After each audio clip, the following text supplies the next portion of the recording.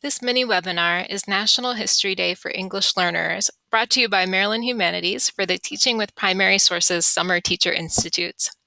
Hi all, this is Leah.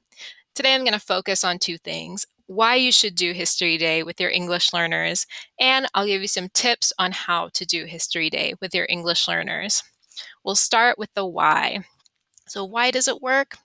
Project-based learning builds language skills. History Day has a potential to use all four language domains. Your students will be reading as they do their research. They'll be listening if their research includes video or audio clips. They'll be writing the text of their project, and they'll be speaking to their teacher, peers, and perhaps judges about their topic and their research. Next, it's an authentic task. It gives students a real reason to produce language. They'll need English to inform you about their topic, which is by design something that they enjoy learning about, so they'll want to talk about it. And they'll need it to convince you of their argument. And then finally, social studies topics are great for building a broad vocabulary on a wide variety of subjects, and they have been shown to improve literacy. The next reason it works is that project-based learning builds social emotional learning. And this is something that will be important for all students, but it might prove especially important for English learners who are adjusting to school life in a new language. So first of all, with History Day, students can discover their own interests, identities, and skills. And that starts right off the bat when they are given the choice of their own topic and their own form of expression. They'll also learn how their values are reflected in history, and that also helps with identity formation. They might be interested in the importance of scientific progress, the importance of human rights, the impact of the arts. These are all things that they can incorporate into their project. Next, History Day gives students the opportunity to gain independence from adults as they learn to work in groups and rely on each other, or to work independently. Finally, students will have the opportunity to share their work, to reflect on it, and to take pride in their work. So these showcases that we have at the end, where students are interviewed, they talk to judges, or they present to their peers, it really helps them build confidence and gives them a sense of accomplishment. Now we'll move on to the how. So I have a few tips. My first one is to collaborate. And collaboration is something that I really recommend for all teachers, whether or not you're working with English learners. History Day works best when you work together with social studies teachers, English language arts teachers, library or a media specialist, or tech teachers, and then finally those English for speakers of other languages teachers. So they can all work together by helping out with different parts of the project. The library or media specialist can help with digital and library research or the bibliography. The ELA teacher can help students writing the thesis and using evidence to support claims. Social studies teachers can help students think about historical context and impact. And finally, ESOL teachers can help English learners with the language they need to show things like cause and effect, or to transition between sections. And then the last thing I have on here is to keep parents informed. Keep them informed and engaged. Parental involvement is a big indicator for success in History Day and for students to reap its benefits. So the little logo I have on the bottom here, Talking Points, is a great app for connecting with parents whose language you don't share. You can write to them in your own language and they can accept the message in their own language, whether that's by text or by email. So that's a really useful tool to use. My next tip is to model and scaffold. So model by giving examples of full projects, thesis statements, and bibliographies so that students know what you expect from them.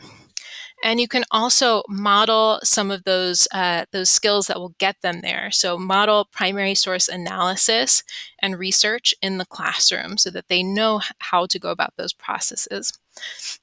And then you're going to scaffold with things like primary source analysis tools, of which the Library of Congress has a very useful one, thesis formula or sentence stems, project graphic organizers like the one you see on the left here, prompts, bibliography tools like Noodle Tools or the ThinkPort Inquiry Kit. And all of these scaffolds and many examples for modeling are available among our teacher resources. My next tip is to shape the project to your students' needs. NHD is very rigid at the contest levels. There are lots of rules and requirements and things that can set students back in the rankings. At the classroom level, however, you are welcome to take this curriculum and use what works for your students. You don't need to be as rigid as NHD is. We really want to make this work for your students.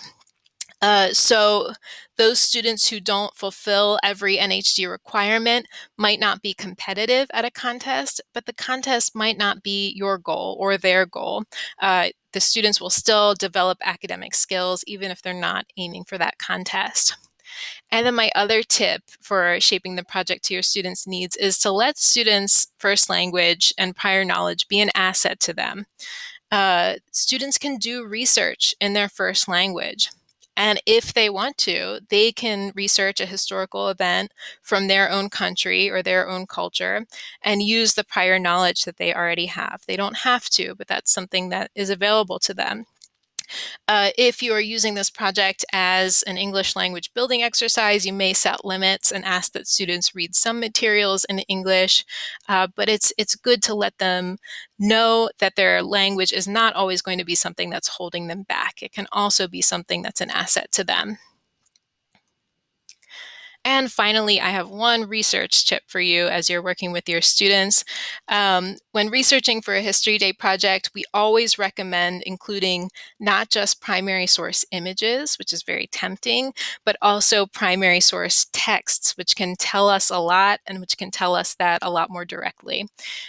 Primary source texts can be difficult for English learners, especially when texts are archaic, poetic, if they're written in dialect, or if they contain specialized language. So my one tip for getting around that is to help students find primary source texts in HTML format.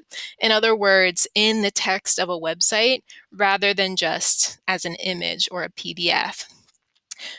So easy to find HTML text version. It's easy to find HTML text versions for well-known primary sources, things like Martin Luther King's I Have a Dream speech or Lincoln's Emancipation Proclamation, but some archives also offer text transcripts of other documents as well. So HTML is good because there are lots of tools that you can use with it. Students can use Control F on their keyboard to find certain words.